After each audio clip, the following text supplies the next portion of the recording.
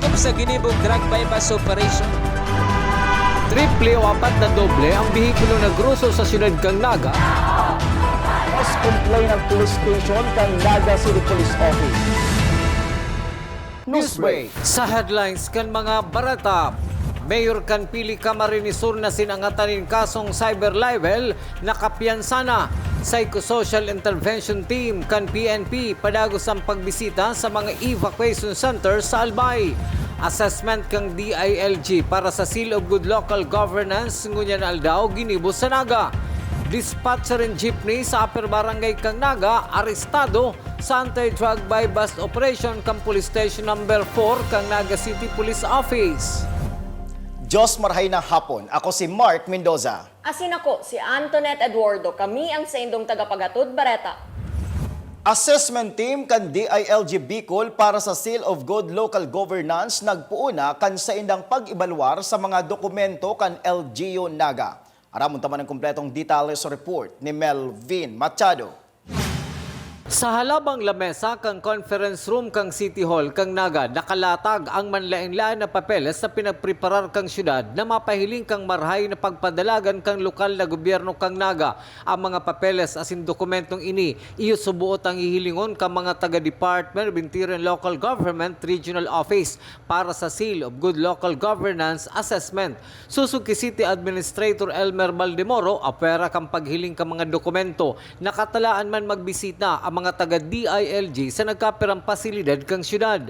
Katuyuhan kay ni na mahiling kung tama ang nasa dokumento asin aktual na ginigibo kan lokal na gobyerno. And ihilingon naman po si mga document containing duman sa mga pig-submit na document to DILG, pagkakaigo po ng validation, kung tama ba si mga document asin pag-interview po sa mga concerned personnel na iyo po itong mataong linaw para po duman sa gigibuhon na validation. Higot subot ang naging preparasyon kang lokal na gobyerno kang Naga sa gigibuhon na assessment sa sainda kang DILG.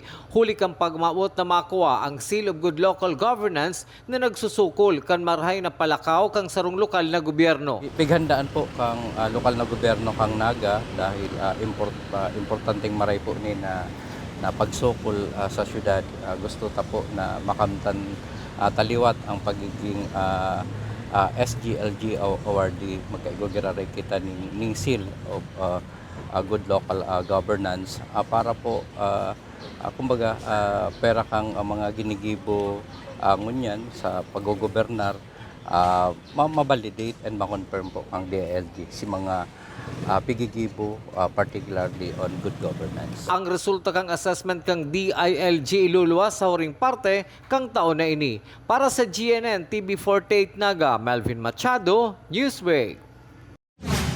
Mientras tanto, inako ni City Administrator Elmer Maldemoro na may pressure sa lokal na gobyerno kang Naga na liwat makuha ang Seal of Good Local Governance. Huli ta pinaghihiling subuot ang syudad kan ibang mga lokal na gobyerno bilang modelo pag-abot sa local governance kung kaya desidido ang lokal na gobyerno kang Naga na makuha ang nasabing onra hali sa DILG. Dakla akong pumaray ang pressure dahil kita po baga itong pigtatanaw na bilang modelo of good governance kaya dapat po makamtanta iniyo kaya yaon po ang pressure sa satuya dahil kumbaga lalo na kung may na-awardan kaning mga syudades asin munisipyo digdi sa Bicol alagad kung day makukuha kang Naga medyo may epekto po ni sa satuya. Sa iba pang Bareta, Psychosocial Intervention Team kan PNP Bicol padagos ang pagdaranin kaugmahan sa mga evacuees sa mga evacuation centers sa Albay. Ang detalye sa report ni Melvin Machado.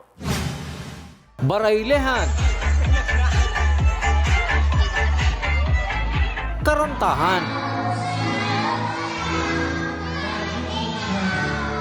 Ini ang hatod na kaugmahan kang Psychosocial Intervention Team kang PNP Bicol sa mga evacuees kan pag-alboroto kang bulkan mayon sa Albay.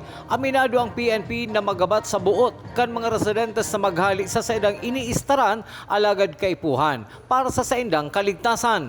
Susog ki Police Lieutenant Colonel Malu Kalubakib taga pagtaram kang PNP Bicol na iiba sa dati ang evacuation centers ngunyan na dati puro relief operations sana alagad ngunyan napapagian ang buot ka mga evacuees sa paagi kan mga PNP performers. Nahihiling po itong so happiness, sa kaugmahan, satisfaction din kasi sa tuyang mga bakwit digdi po sa mga pinagturumantang mga evacuation center ta.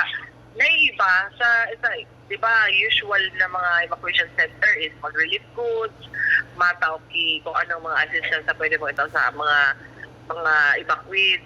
Sa part po ng PRO5 po, sa paagi sa Psychosocial Intervention Team, sa rin sa paagi na mas maparani po at sa indang, kumbaga, ang buot kan sa tuyang mga performers, mga parakanta, music, ito ang nagpapagian sa oral daw na pag-dinner po nila sa evacuation center. Sa ngunya nakawalong evacuation centers ng Psychosocial Intervention Team na nalibot sa aga, nakatalaan silang mag-perform sa Ginubatan, Albay.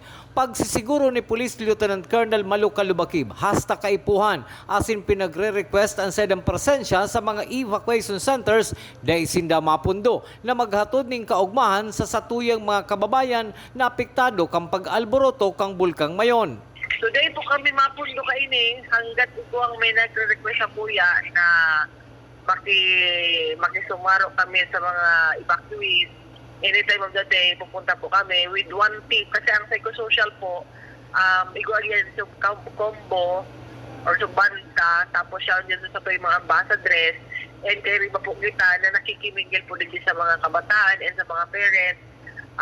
Gabos din as one family, ikaw kitang tigtatao sa indang provisions na enjoyment, fun, sharing ng mga dance moves, basta maugma sa parte po sa tuyang mga performers and even po itong mga respondent na. Para sa GNN TV 48 Naga, Melvin Machado, Newsbreak.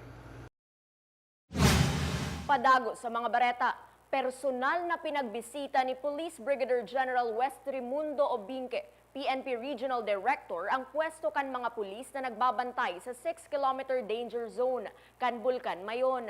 Susog ki Police Lieutenant Colonel Malu Kalubakib para pahayag kan PNP Bicol, liwat pinagutro kan General ang direktiba na mayong papalaugon sa 6-kilometer danger zone bilang proteksyon sa sainda, hulikan padagos na pag-alburuto kan Bulkan Mayon.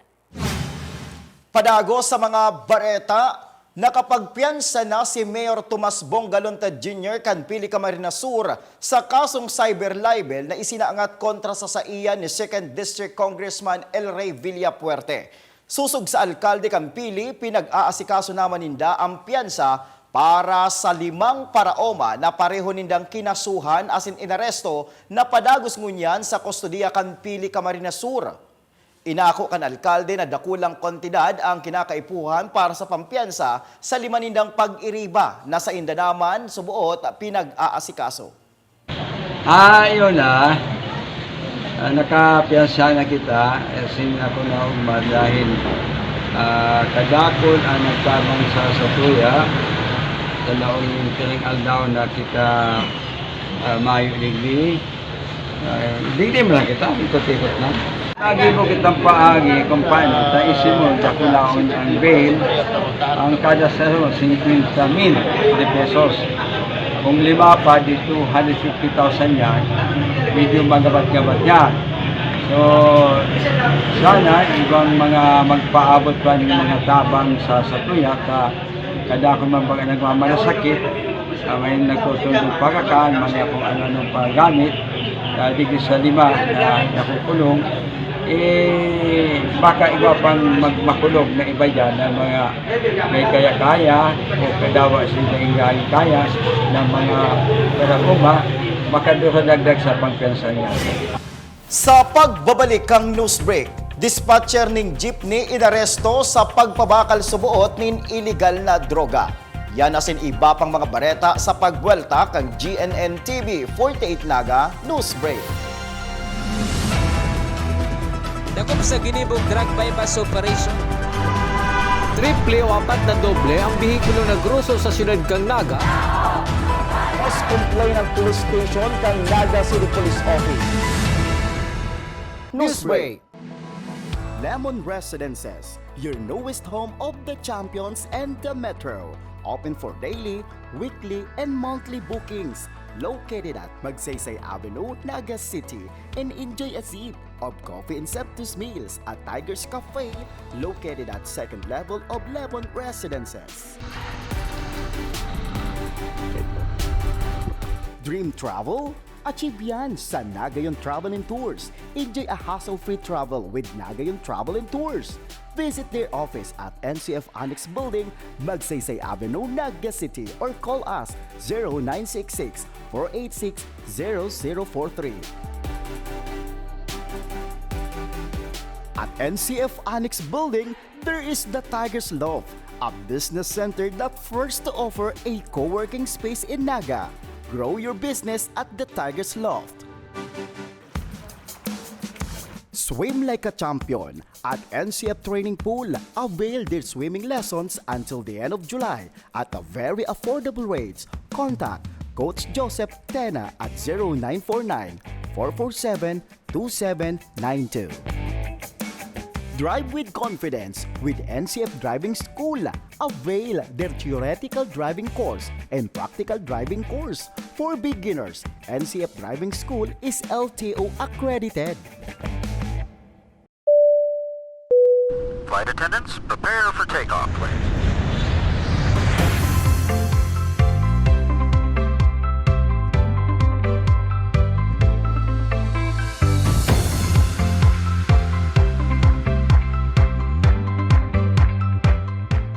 Slip life vest over your head. Take the tape around your waist.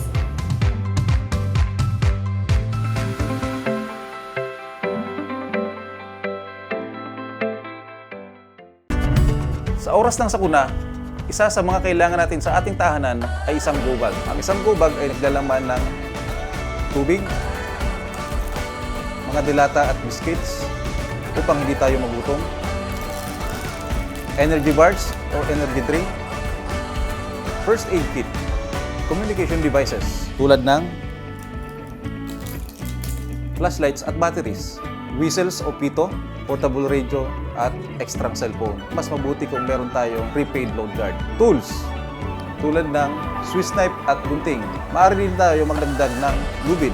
At huwag natin kakalimutan ang hygiene kit na naglalaman ng sabon, tissue, toothpaste, toothbrush, at face mask.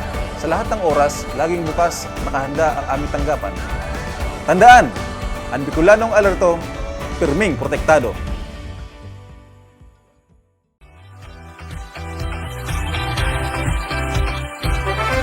The Mariners Tourism and Hotel Institute is an institution that offers hotel accommodation, food and beverage services, and different programs and international cuisine. It boasts 5 contemporary guest rooms that fit to all types of guests and travelers.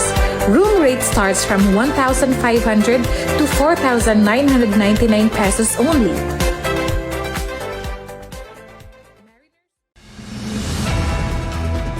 Dakop sa ginibog drug bypass operation. Triple o apat na doble ang bihikulo na gruso sa siyudad kang Naga. Mas complain ng police station kang Naga City Police Office. News Break.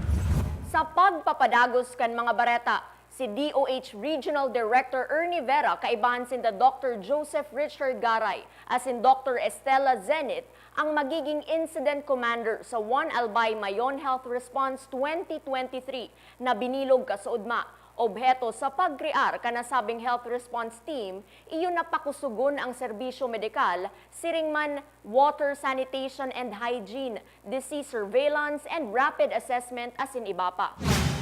Sa iba pang bareta, Barangay Council kan Barangay Peña Francia, Syudad ni Naga, planong imyembro ang gabos na pamilya sa barangay. Uyan report ni Jerome Breeze. Plano ngunyan kan Barangay Council kana Peña Francia Naga City na maging miyembro ka na PhilHealth ang kada pamilya sa lugar asin na maka-avail ka na inaapod na konsulta package na dagdag benepisyo sa kada miyembro kaini. Sigun kay Kapitan na Boboy Sierra, ngunyan na maabot na Sabado, plano kan barangay na mag-imbitar nin representante gikan sa PhilHealth tanganing magpaliwanag sa kada organisasyon asin pamilya kung ano ana mga benepisyo kana pagiging miyembro ka na PhilHealth. Sa barangay po, nagplano kami na maimbitar kaming representative from PhilHealth. Baka po nga ni inuton mi na ang Senior Citizens Organization sa barangay.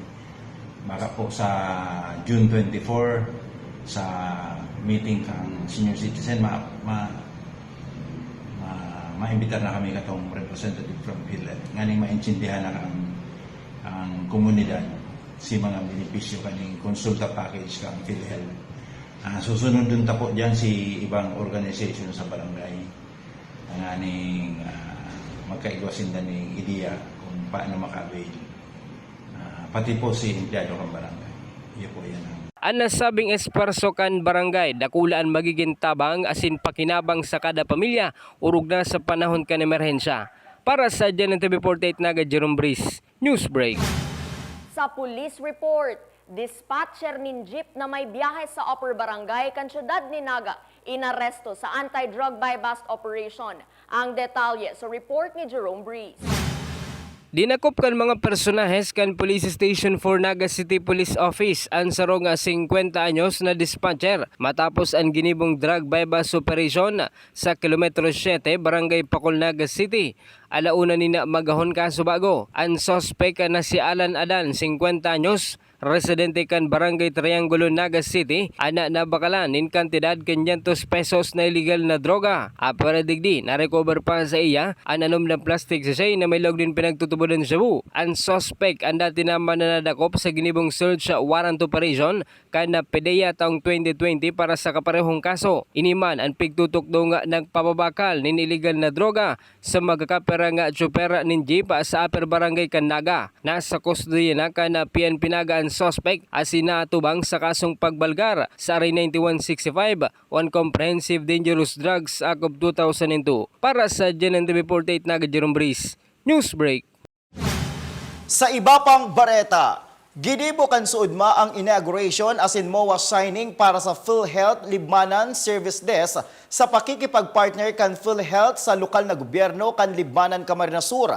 Naglalaob ang PhilHealth Bicol na mas mairarani pa kan sa indang opisina ang serbisyo para sa mga taga-banwaan in Libmanan Camarines Sur asin kataid na munisipyo.